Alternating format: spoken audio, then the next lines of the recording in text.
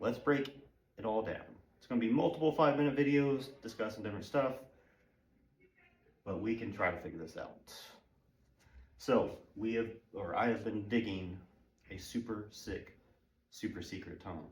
This spot right here, then we had a massive rainstorm, which put me back and has still set me back where the water table was. So that 4-foot hole completely filled up with water. Okay, and the sides have started already collapsing in. Put our shoring, which is going to be 8-inch utility poles later on, and pour concrete. These utility poles, if done correctly, should hold everything up. We have to notch them and peg them kind of like a log cabin or Lincoln log style projects. They all interlock and they can't go anywhere. We don't want to just try to screw them in. The shearing strength's not going to hold and it's going to collapse. What I did do is I took a piece of rebar to see if we could find bedrock. We really want to find bedrock. We want to hit bedrock. That way we can tie everything into the bottom of the bedrock and we don't have to worry about the clay pushing up and the floor itself. It'll make it super strong. It's going to be a nightmare and realistically we might have to scrap the project. But we came down here, total 9 feet, so we're looking at probably about 13 feet of nothingness but clay. Didn't hit a single rock. 15 to 30 feet before we hit bedrock in my area. So, nothing at 13 feet. We can hit bedrock at least 16 foot. This is already pushing the whole system of weight and stability. If we can hit bedrock there, we will focus on shoring up the tunnel. We're definitely going to do it as we go. That way none of this can collapse. When clay is dry, it can hold itself up for a little bit of time. If it's wet, it's just going to slump, it's going to move, it's going to shift.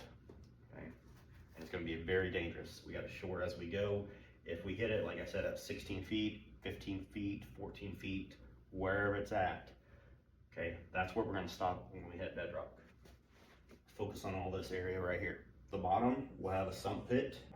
Okay? No matter what we do, it's going to have water coming in at the lowest points. That way we can funnel everything to it. At this point, we'll have a better understanding of the ground, where the bedrock is.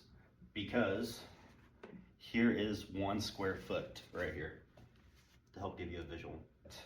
It's going to absorb all that water, and we're looking at least 2,500 pounds per square foot of pressure being applied to every single surface of this tunnel, equivalent to a car being set up here for every square foot. So we have to make sure our shoring is very, very structurally sound. Otherwise it will become a death trap. Maybe we can branch out from here and go with our major plan. That's to come later on to explain what we're going to do there with our major weight system. So we have a lot of digging to do and a lot more figuring. And I'm hoping that bedrock is around here at 16 foot. Now, based on the studies and geological surveys of my area, bedrock can be anywhere from 15 to 30 feet deep. So if we don't hit bedrock, we're gonna have to completely redesign our system, because when clay gets wet, it's gonna absorb all that water, and we're gonna have 2,500 pounds of pressure per square foot pushing on everything. So to break that down to help you out, this right here is a square foot right here. So this is going to get wet. That's what these watermarks here, the blue arrows, are for. Each square foot itself is going to push 2,500 pounds, roughly. So that's, imagine a car sitting right here on that square, all throughout this. Okay, so we're going to have some massive engineering feats, some massive shoring. Otherwise, this entire thing will collapse. If we can hit bedrock, it's going to make the stability a lot better, because we can anchor into the bedrock rock. If not, we have an entirely different issue.